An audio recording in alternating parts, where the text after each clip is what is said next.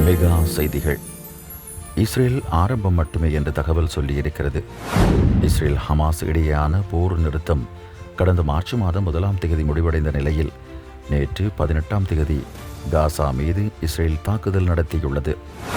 Israel நடத்திய வான்வழி தாக்குதலில் 400க்கும் மேற்பட்டோர் உயிரிழந்தனர். 413 பேரின் உடல்கள் கிடைத்துள்ளதாகவும் பல உடல்கள் இன்னும் இடிபாடுகளுக்குள் சிக்கியுள்ளதாகவும் தெரிவிக்கப்படுகிறது.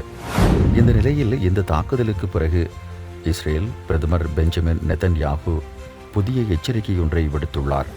கடந்த 24 மணி நேரத்தில் ஹமாஸ் எங்கள் கையின் வலிமையை ஏற்கனவே உணர்ந்துள்ளது.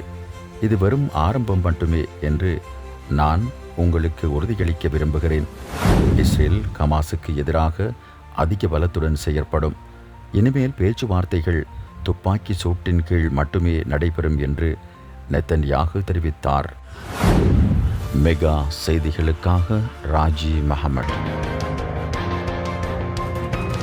மெகா தொலைக்காட்சி என்றும் உங்களோடு.